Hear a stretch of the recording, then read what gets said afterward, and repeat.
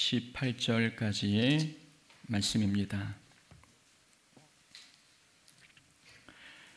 우리 1절부터 18절까지 우리 한 절씩 교독하겠습니다.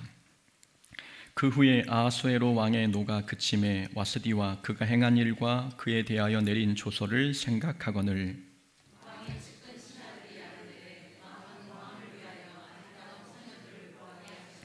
전국 각 지방의 관리를 명령하여 아리따운 처녀를 다 도성 수산으로 모아 후궁으로 들여 궁녀를 주관하는 내시 헤게의 손에 맡겨 그 몸을 정결하게 하는 물품을 주게 하시고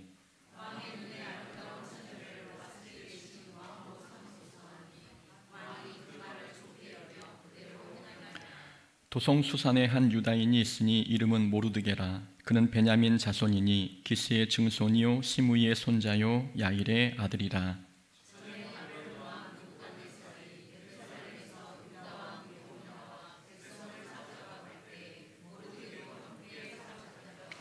그의 삼촌의 딸 하다사 곧 에스더는 부모가 없었으나 용모가 곱고 아리따운 처녀라.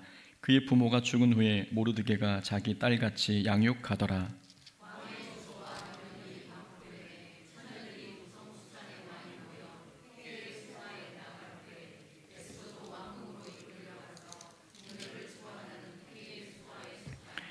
헤게가 이 처녀를 좋게 보고 은혜를 베풀어 몸을 정결하게 할 물품과 일용품을 곧 주며 또 왕궁에서 을에 주는 7 궁녀를 주고 에스더와 그 궁녀들을 후궁 아름다운 처소로 옮기더라.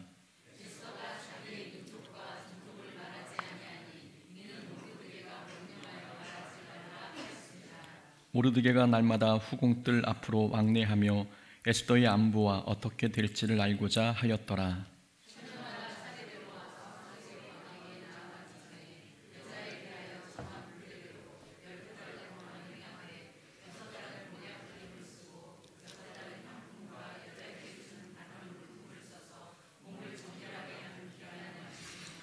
처녀가 왕에게 나아갈 때에는 그가 구하는 것을 다 주어 후궁에서 왕궁으로 가지고 가게 하고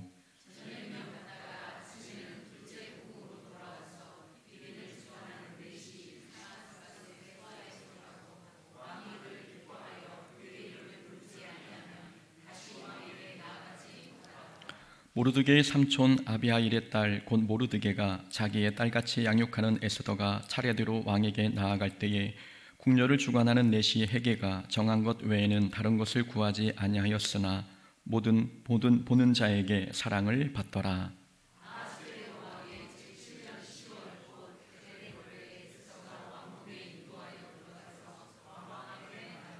왕이 모든 여자보다 에스더를 더 사랑하므로 그가 모든 처녀보다 왕 앞에 더 은총을 얻은지라.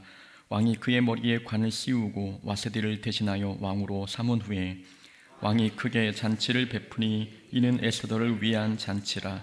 모든 지방관과 신하들을 위하여 잔치를 베풀고 또 각 지방의 세금을 면제하고 왕의 이름으로 큰 상을 주니라. 아멘.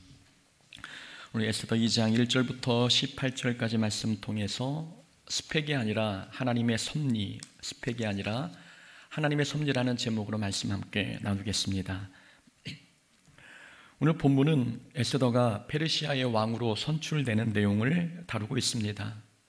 아하수에로 왕은 와스디가 자신의 명을 거역하였다는 이유로 폐위했고 그리고 다시는 와스디가 왕후의 자리에 보기하는 일이 없도록 명령을 만들어 공포했습니다. 지난 수요일 설교에서 왕이 법령까지 만들었다는 것은 오로지 에스더를 위한 하나님의 계획이었다고 말씀드렸습니다. 왕이 와스디를 폐위시켰지만 나중에 왕의 마음이 바뀌어 와스디를 다시 복위시킨다면 에스더는 위기에 처할 수밖에 없었습니다. 하나님께서는 그런 일이 일어나지 않도록 법령을 만들어 공포하게 하였습니다. 그런데 1절에 보면 예상했던 대로 아하수에로 왕이 후회하는 장면이 나옵니다. 왕의 노가 그침에 와스디와 그가 행한 일과 그에 대하여 내린 조서를 생각하거늘. 여기서 왕이 와스디를 생각했다는 이 말, 생각했다라는 말은 후회하고 있다는 뜻입니다. 아하수에로 왕이 와스디를 폐위시킨 사건은 술에 취해 내린 우발적인 결정이었습니다. 술에 취한 상태였으니 왕은 왕후가 자기의 요구에 응하지 않았다는 사실에 더 화가 났습니다. 그리고 옆에서 아첨하는 신하들 때문에 왕은 더욱 감정에 치우친 결정을 내렸습니다. 그러나 시간이 지나 왕의 감정은 누그러졌고 왕은 자신이 내린 결정에 대해 후회하기 시작했습니다. 감정에 치우친 행동은 언제나 후회를 불러온다는 것을 우리에게 교훈해주고 있습니다.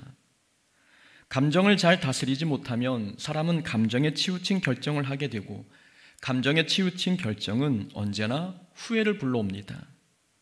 아하수에로 왕은 분노의 감정을 절제하지 못해 와스디를 폐위했습니다. 그러나 분노가 사라진 후 왕은 자신의 판단과 결정이 잘못되었다는 것을 알고 후회했습니다. 후회해도 이미 자신이 법령을 만들어 공포했기에 돌이킬 수 없는 일이 되어버렸지요. 모두 감정을 절제하지 못해 생긴 결과였습니다. 분노의 감정을 잘 다스리지 않으면 언제나 후회할 행동을 하게 된다는 것을 우리에게 보여주고 있는 장면입니다. 감정에 치우친 행동을 하면 후회하는 이유가 무엇 때문이겠습니까? 왜 우리가 감정에 치우치면 언제나 후회가 밀려오는 것일까요? 우리가 감정에 치우치면 우리의 이성은 힘을 잃어버리게 됩니다. 특히 분노의 감정이 높아지면 그 감정은 이성을 잡아먹고 분노의 감정이 주도적인 위치를 차지하게 됩니다. 분노가 우리 이성을 잡아먹어버리는 것입니다. 그러니 늘 잘못된 판단을 하게 되고 그로 인해 후회의 감정이 밀려오는 것입니다. 가인이 분노의 감정을 절제하지 못해 동생 아벨을 죽였습니다. 하나님께서 가인의 제물을 받지 않으신 이유가 아벨의 탓도 아니었고 동생을 죽일 만큼 그렇게 분노한 일도 아니었습니다. 그러나 분노의 감정이 높아지니 그 감정이 이성의 힘을 눌러버린 것입니다.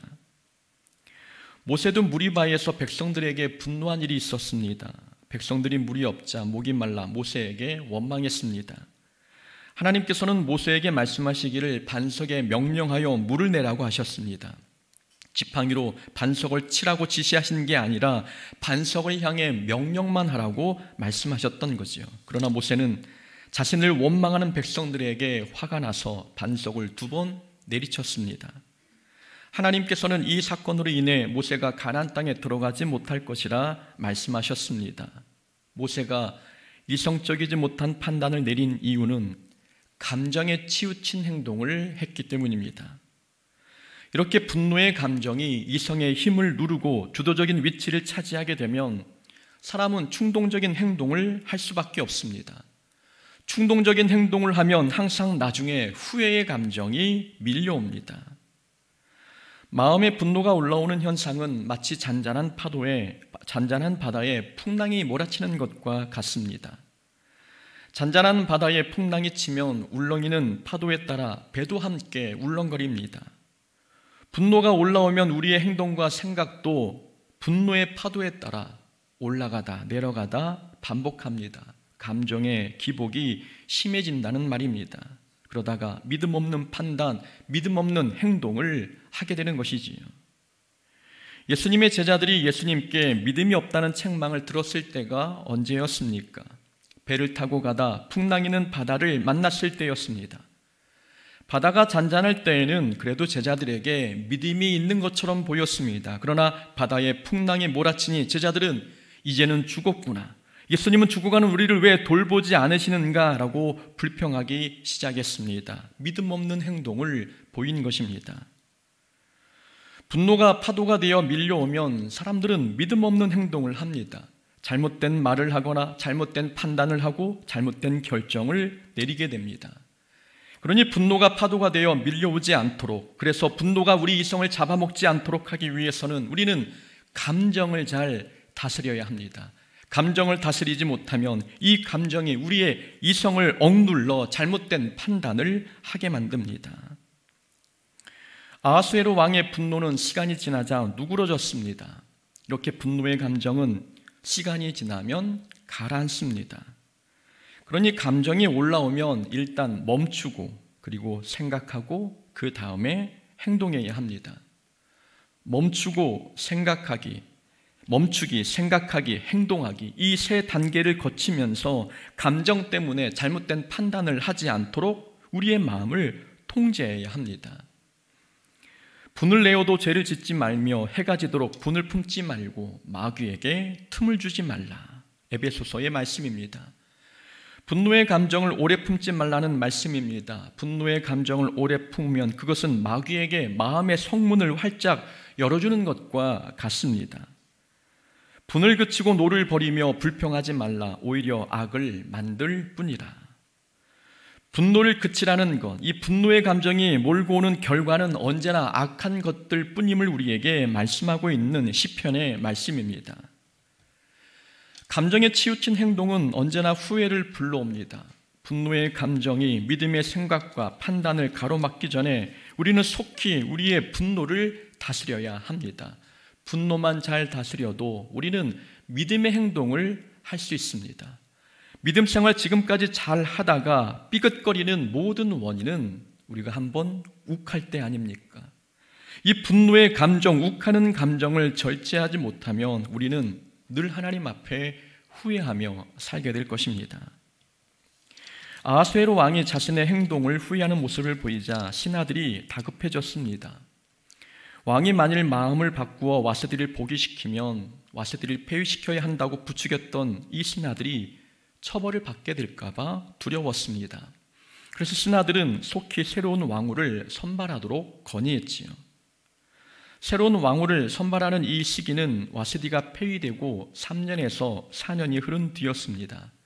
그러니까 1장과 2장 사이에는 적어도 3년 이상의 시간차가 발생하고 있는 것입니다.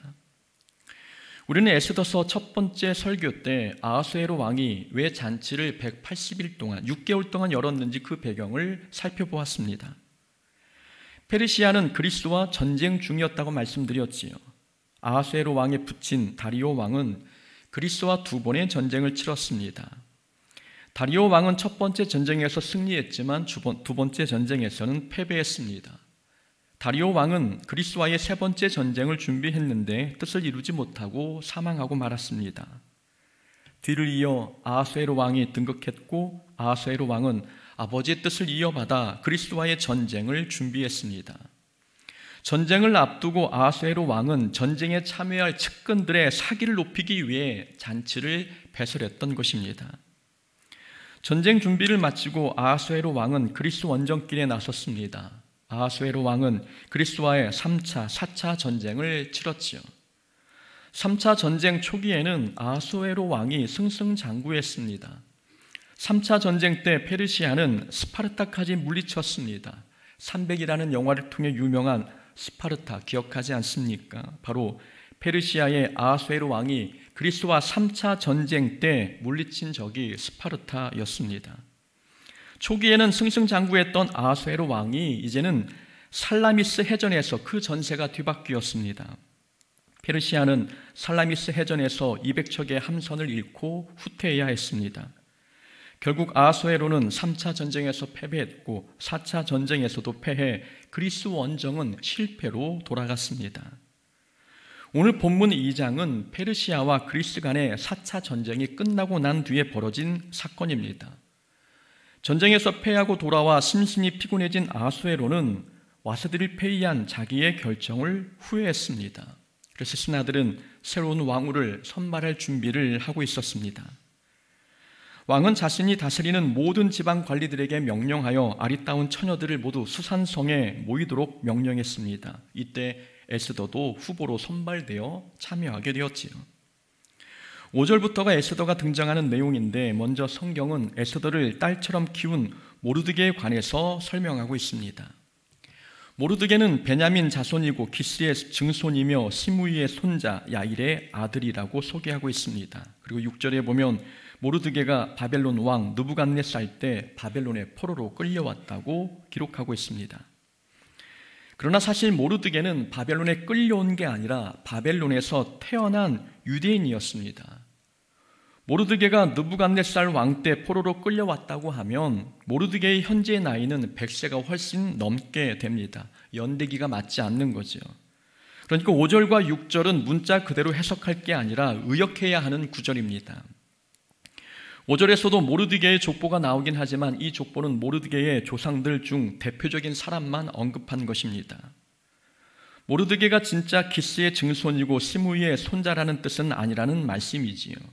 기스는 사울 왕의 아버지 아닙니까? 기스의 아들이 사울이고 모르드게가 기스의 증손이라면 사울 왕과 모르드게는 학렬에 있어서 그렇게 많은 차이가 나지 않게 됩니다. 이것도 역사적 연대기가 맞지 않는 거죠. 그러니까 5절에 언급된 이름들은 모르드게 가문의 대표적인 인물들만 묘사한 것입니다. 대표적인 이 가문의 대표적인 인물들만 묘사한 이유는 모르드게가 사울 가문의 사람이라는 사실을 명확하게 밝히기 위함이었습니다. 그러니까 5절은 이 모르드게의 족보를 상세하게 설명한 게 아니라 모르드게의 가문이 어떤 가문인지를 명확하게 설명해 주고 있는 역할을 하는 것입니다. 성경이 모르드게가 사울의 가문임을 강조하는 이유가 무엇 때문일까요? 사울의 가문과 아말렉 족속은 대대로 대립관계에 있다는 것을 보여주기 위함입니다. 과거 사울 왕 때 이스라엘은 아말렉과 전쟁을 치렀습니다. 하나님께서는 사울 왕에게 아말렉의 남녀노소와 가축을 포함해 모두 살아 숨쉬는 모든 생명체를 진멸하라고 명령하셨습니다. 그러나 사울 왕은 하나님의 명령에 순종하지 않아 왕위를 박탈당했습니다. 그때 적으로 만난 아말렉 족속이 100여 년의 세월이 흘러 페르시아 땅에서 다시 만났습니다. 아말렉 족속인 하만이 이제 유대인들을 모두 몰살하려고 계략을 꾸미고 있습니다.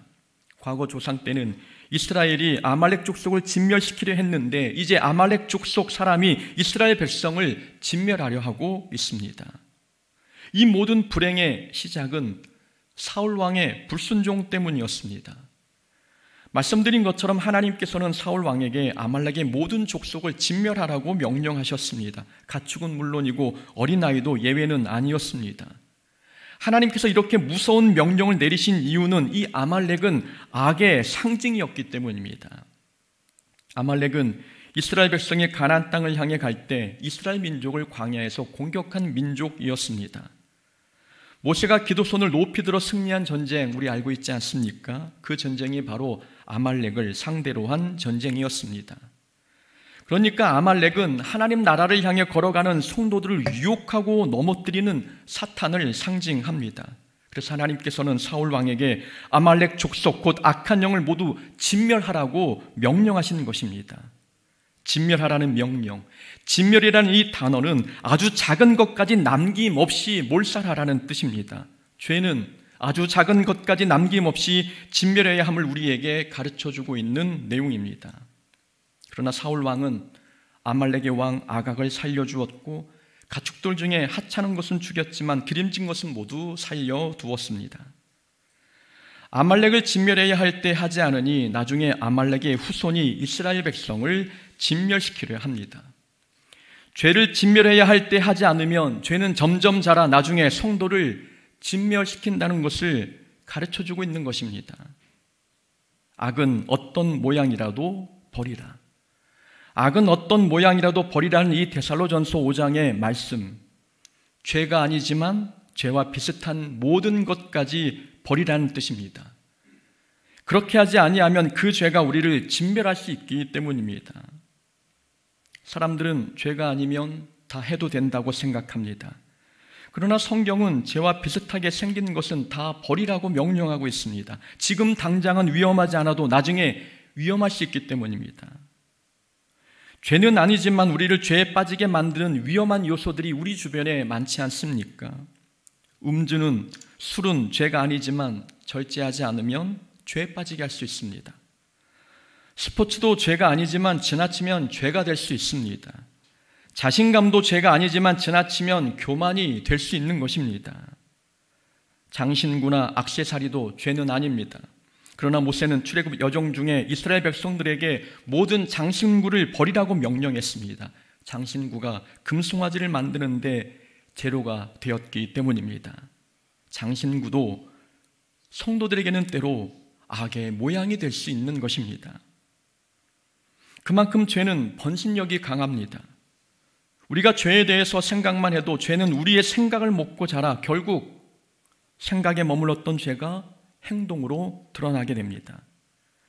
욕심이 잉태하여 죄를 낳고 죄가 장성하여 사망을 낳는다는 말씀만 봐도 죄는 점점 성장한다는 것을 보여줍니다.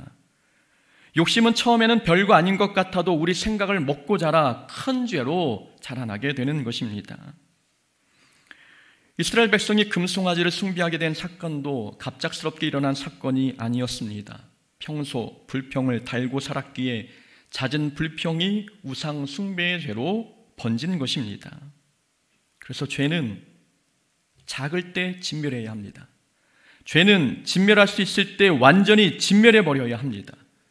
진멸하지 않은 죄는 언젠가 다시 돌아와 우리를 진멸하려고 할 것입니다. 죄는 정복하고 다스릴 대상이 아니라 진멸시켜야 할 대상입니다. 아말렉을 진멸하지 않아 그 후손 하만이 이스라엘 백성을 진멸하여 했던 것처럼 진멸하지 않은 죄는 나중에 더 강력한 죄의 모습으로 돌아와 우리를 괴롭힐 것입니다. 그러니 죄는 완전히 짓밟아 숨통을 끊어놓아야 합니다. 왕의 명령을 듣고 지역에서 온 처녀들이 수산궁에 모였습니다. 그 중에 모르드게의 사촌 동생 에스더도 포함되어 있었습니다. 유대 역사가 요세푸스가 쓴 기록에 보면 이때 모인 왕후의 후보 숫자가 400명이었다고 합니다. 이 400명을 헤게라는 내시가 교육했는데 헤게는 처녀들이 왕에게 나아갈 준비를 할 때 필요한 물품과 일용품을 제공해주는 역할을 담당했습니다. 왕후를 뽑는 절차는 이러했습니다. 14절에 보면 저녁이면 갔다가 아침에는 둘째 후궁으로 돌아온다는 내용이 나옵니다. 왕은 매일 밤 왕후가 될 후보자와 잠자리를 같이 했습니다. 그러나 하룻밤을 보내고 왕이 그 후보를 다시 부르지 않으면 그 처녀는 평생 궁녀로 살아야 했습니다. 그러니까 왕후를 뽑는 기준은 오로지 왕의 기분과 감정에 달려 있었습니다. 이런 상황에서 에스더가 왕후가 된다는 것은 거의 불가능에 가까운 일이었습니다. 에스더가 왕을 만날 차례가 되었습니다. 그런데 15절에 보니 에스더는 헤게가 정한 것 외에는 다른 것을 구하지 않았다고 기록되어 있습니다. 다른 처녀들은 더 아름답게 보이려고 보석과 좋은 옷으로 치장했다는 거지요. 그러나 에스더는 그렇게 하지 않았습니다. 다른 처녀들은 헤게가 정한 것 이외에도 본인에게 필요한, 본인을 아름답게 만드는 여러 가지 치장들을 요구했는데 에스더는 정한 것 외에는 요구하지 않았다는 겁니다. 그러나 놀랍게도 에스더는 다른 사람보다 아름답게 보이려고 노력하지 않았는데도 불구하고 왕후로 간택되었습니다. 왕후가 될 수 있었던 비결은 스펙 때문이 아니라 하나님의 섭리 덕분이었습니다. 하나님의 일꾼은 스펙이 아니라 섭리로 된다는 것을 우리에게 가르쳐주고 있는 본문입니다. 에스더는 지극히 평범한 사람이었습니다. 에스더는 사사 두보라처럼 영웅 같은 인물도 아니었고 혈통적으로도 왕후가 되기에 적합한 사람이 아니었습니다. 당시 페르시아에서는 유대인들을 적대시하는 자들이 많았습니다. 그런 배경 속에서 유대인 출신 에스더가 왕후가 되기 위해 선발전에 나선다는 것은 페르시아 국민이 볼 때는 말도 안 되는 일이었습니다. 그런데 그렇게 스펙도 좋지 않고 자격 미달이라 할 수 있는 에스더가 왕후가 되었습니다. 이건 하나님의 섭리가 아니고서는 불가능한 일이었습니다. 하나님의 일꾼은 하나님의 섭리로 되는 것입니다. 아무리 스펙을 쌓아도 그것만으로는 부족합니다. 모든 선택과 결정은 하나님의 손에 달려있기 때문입니다. 기생 라합은 살몬과 결혼하여 보아스를 낳았습니다. 그리고 이방 여인 룻은 보아스와 결혼하여 다윗의 조상 오벳을 낳았습니다. 출신 배경은 좋지 않았지만 하나님께서는 라합과 룻을 예수님의 조상이 되게 하셨습니다. 스펙 때문이 아니라 하나님의 섭리 덕분이었던 것입니다. 성경에 나오는 모든 하나님의 일꾼들도 인간적으로 탁월한 자들이 아니었습니다. 모세만 보더라도 모세도 두려움과 실패감에 젖어 하나님의 부르심에 응하지 않으려 했던 인물이었습니다. 아브라함도 처음에는 믿음이 출중한 사람이 아니었으며 사사기에 등장하는 모든 사사들도 장애인, 농부, 여자 등 사회적 약자들이었습니다. 예수님의 제자들도 훌륭한 교육을 받은 엘리트들이 아니었습니다. 모두 스펙은 형편없었지만 하나님의 은혜와 섭리로 하나님의 부르심을 받고 일꾼이 된 것입니다. 하나님의 일꾼은 스펙이 좋아서 되는 것이 아니라 하나님의 은혜와 섭리 덕분에 되는 것입니다. 형제들아, 너희를 부르심을 보라. 육체를 따라 지혜로운 자가 많지 아니하며 능한 자가 많지 아니하며 문벌 좋은 자가 많지 아니하도다. 하나님의 일꾼 중에는 문벌 좋은 사람이 많지 않고 지혜가 출중하거나 능력이 탁월한 사람이 많지 않습니다. 그럼에도 불구하고 이렇게 부족한 자들이 하나님의 일꾼이 될 수 있었던 것은 전적으로 하나님의 은혜와 섭리 덕분입니다. 이 세상에는 나보다, 우리보다 훌륭한 사람들이 훨씬 더 많습니다. 더 많은 능력과 더 많은 스펙을 소유한 자들이 훨씬 더 많지 않습니까? 그럼에도 불구하고 하나님께서 우리를 불러 사용하시는 데에는 하나님의 특별한 은혜와 섭리가 있었기 때문입니다. 우리가 남들보다 더 뛰어나서가 아닙니다. 그러니 마치 우리가 잘해서 된 것처럼, 마치 내가 뛰어나서 된 것처럼 생각하지 말아야 합니다. 9절에서도 헤게라는 내시가 에스더에게 은혜를 베풀었다고 기록되어 있습니다. 17절에서도 에스더가 다른 처녀보다 왕 앞에 더 은총을 얻었다고 기록되어 있습니다. 은혜와 은총, 이것은 에스더가 페르시아의 왕후가 될 수 있었던 중요한 역할을 하고 있는 단어입니다. 하나님의 은혜와 은총이 아니었다면, 하나님의 특별한 섭리가 아니었다면 에스더는 페르시아의 왕후가 될 수 없었다는 것을 이 두 단어 은혜와 은총을 통해 우리에게 가르쳐주고 있는 것입니다. 400명 중에 포로로 끌려온 유다 민족의 후손인 에스더가 왕후가 된다는 것, 이게 어찌 가능한 일이겠습니까? 하나님의 특별한 섭리, 특별한 은총이 아니면 불가능한 일입니다. 그렇다면 우리는 우리 자녀들이 세상에서 잘 되게 하려면 무엇을 가르쳐야 하겠습니까? 스펙을 갖추라고 가르쳐야 합니까? 스펙이 좋으면 그 인생에 승승장구할 수 있습니까? 우리가 아무리 좋은 계획을 세워도 그 길을 인도하시는 분은 하나님이시지 않습니까? 그렇다면 우리는 자녀들에게 스펙을 강조하기 전에 하나님을 붙들어야 한다고 가르쳐야 합니다. 인생의 성패는 스펙에 달리는 게 아니라 하나님의 결정에 달려있기 때문입니다. 시험 기간이 되면 우리 청소년들이 예배에 자주 빠지지 않습니까? 아직 그 인생에서 무엇이 중요한지 모르기 때문에 하는 행동입니다.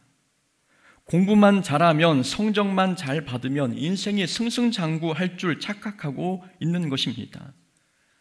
하나님께서 우리의 지식과 지혜를 막으시면 우리의 공부는 모두 헛된 것이 되고 맙니다.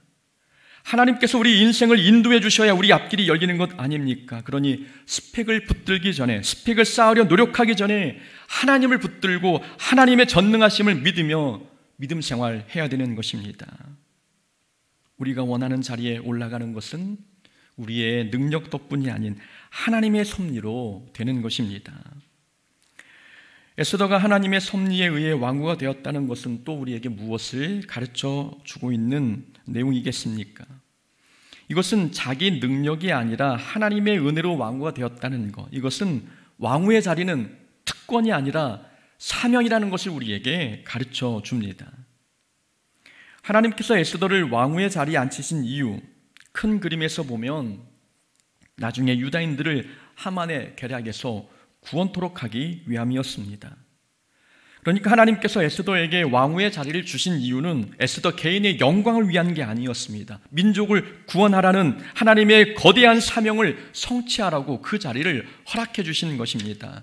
왕후의 자리는 특권이 아니라 사명이었습니다. 하나님께서 우리에게 주신 이 지금의 자리는 특권이 아니라 사명의 자리입니다. 우리가 잘해서 얻은 게 아니기에 특권으로 여기지 말고 사명을 이루기 위해 주신 자리임을 깨닫고 맡겨진 사명을 우리는 충성을 다해 힘써야 되는 것입니다. 하나님께서는 사명을 위해 요셉을 애굽의 총리로 삼으셨습니다. 이스라엘 백성을 구원하라고 모세를 민족의 지도자 자리에 앉혀주셨습니다. 이스라엘 나라를 하나님이 주인 되시는 나라로 만들도록 다윗을 왕의 자리에 앉히셨습니다. 성경의 어떤 인물도 하나님께서 주신 자리를 특권으로 여기지 않았습니다. 하나님께서 주신 자리는 사명을 이루는 자리였지 자기 영광을 위한 자리가 아니었습니다. 에스더는 400대 1의 경쟁률을 뚫고 왕후가 되었습니다. 치열한 경쟁을 뚫고 자리를 차지했다는 것은 그만큼 감당해야 할 사명이 크다는 뜻입니다. 우리가 어떤 자리를 높은 경쟁률을 뚫고 차지했다면 그건 대단하고 자랑할 만한 일이긴 하지만, 그러나 높은 경쟁률을 뚫고 자리를 얻었다면 우리는 더 무거운 책임감을 가지고 사명을 감당해야 합니다. 수많은 후보들 중에 하나님께서 우리를 선택하셨다는 것은 반드시 우리를 통해 일하실 게 있다는 뜻입니다. 우리가 아니면 안 되기에 우리를 그 자리에 앉혀주신 것입니다. 그러니 남들보다 특별한 자리를 차지하고 있다면 특권으로 여기지 말고 그 자리에서 어떤 사명을 감당해야 되는지 우리는 하나님께 물으며 사명 이루기 위해 힘쓰는 자들이 되어야 합니다.